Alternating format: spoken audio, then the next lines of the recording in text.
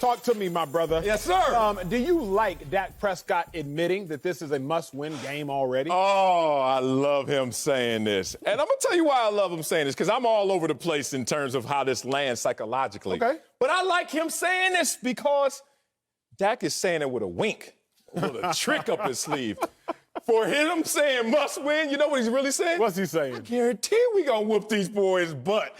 And he is guaranteeing. You know they beaten the Giants the last 6 times they played the Giants. And this might be the worst Giants team they're gonna see in all of those games. So now Dak Prescott, who's averaging those 6 wins, 301 passing yards, those were those years. What do you think he'll do now? 16 touchdowns, only 1 interception, and a 117 quarterback rating. You could go out there and speak in hyperbole to create a sense of urgency, to remind your teammates, even though we have the easiest schedule remaining, 37 win percentage, our opponents going forward, this is a must-win. Wink, wink. We gonna whoop they butts and get this Cowboys train back on track. So I love him speaking in hyperbole to remind others of the sense of urgency, but also because he knows he got this one in the bag. It's funny you say that, my brother, because while you're right, I've never heard someone be so right and so wrong at the same time. They're gonna lose? No. Oh, okay. I love Dak Prescott saying this, but your logic and reasoning behind it doesn't make sense.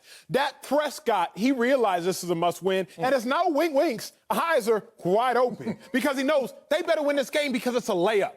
Everything you said as far as statistically, it's right. Dak Prescott, he's thrown for 16 touchdowns to 1 interception his last 6 games against the Giants. 6-0 against the Giants. Dak Prescott 13-3 in his career against the Giants and the Washington football team, and he's 28-24 versus everybody else. What that means? This is a layup. And you better make your layups. You ain't got to make all your threes. We would like if you hit your mid-range jumpers, but your layups, you better make your layups. Dak Prescott currently sitting at 1-3. Dak Prescott 6-11 in his last 17 games, 6-10 in his last 16 games. So the last season of football that Dak Prescott has played, he is 6-10. He's on track to go 4-12. He realizes, we better win this game. Not because of some psychological we must win, because say what you will about the Giants' record. Giants' record's abysmal. Giants' defense, not abysmal. No, I get it. They're 11th overall in defense as far as points allowed. So while the Cowboys have been balling as far as putting points on the board, and the Giants suck putting points on the board, Giants' defense is actually pretty capable. But here's the other thing, and I'm going to end my first stop with this. Remember who Dak Prescott got fired? And I say Dak Prescott because— Got fired? Jason Garrett. What, with the #1 offense and being a great quarterback? Either way, Jason Garrett is currently the offensive coordinator. Jason Garrett is currently the offensive coordinator for the New York Giants. Yeah. Jason Garrett was basically Jerry Jones' adopted son. Dak Prescott divorced the family in Jason Garrett and Jerry Jones. So Dak Prescott cannot, will not, must not, shall not, canteth not lose to Jason Garrett and these Giants. That's why it's a must-win. Okay, I like all of that, but I think you really skipped over something that was even greater and grander in terms of impact for this entire team. Let's not go organization and divorcing the family, great line. It's not about those relationships. It's about activating these players around on the Cowboys roster because the Cowboys are uberly talented. Incredibly. Right?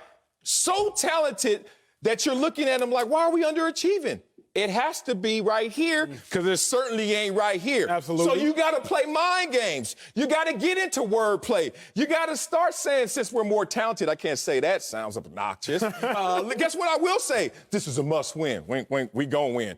That's like me right now saying, you know what? My next debate against Acho is a must-win. I'm more talented. Wink, wink. I know I'm going to win. I know I'm going to smoke you in every debate I do. But the point is, jokes aside, you got to look at this situation where he's really trying to be a psychologist. This is not just like X's and O's. Oh, I want to go out there and make sure we put our best foot forward and hopefully we play it, as he's saying, all that podium talk. Well, I hope we play well from the beginning, ending, and finish it the Cowboy way. Shut up. What you're really trying to say is, hey, y'all, if we can't beat these dudes, then it ain't going to happen, We're saying the same thing because I feel you. My first real line, I skipped it, was I don't need players to lie to me for me to feel better. Boom. I know sometimes fans, y'all are like, no, say the right thing. We'll get to Xavier Woods' comments later saying it's not, I don't sprint all the time on a football field.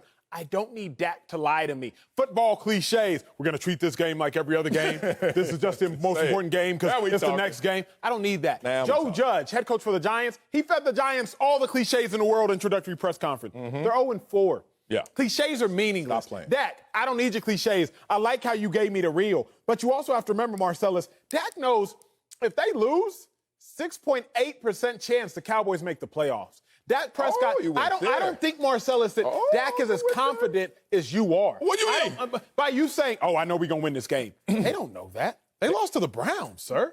They lost to the Browns. The same Browns team that had lost 38-6 to the Ravens. Now, yes, now I think that the Browns are contenders instead of pretenders, but the Cowboys could have made us all believe the Browns were pretenders. It's the Browns beating and dismantling the Cowboys that made the Browns good. So I don't think there are any give-me's for the Cowboys right now, sir. Oh, really? Oh, you know what's a give-me? The team that's leading the division right now, the Eagles. Even if the Cowboys lose this game, and you imagine the Cowboys 1-4, talking about and that's what I would feel. It's like, you want the real press conference or you want me to go up there? We're 1-4 right now. We got to get things on track. Come on, we got to play the Cowboys' way. You know what I would say? That we're 1-4. Say Philly wins. We are 1.5 games back from a team we're going to see twice. Good. That has a harder schedule than us because we have the easiest remaining schedule. You can play all kind of psychological games right now if you're the Cowboys, even if you falter this week.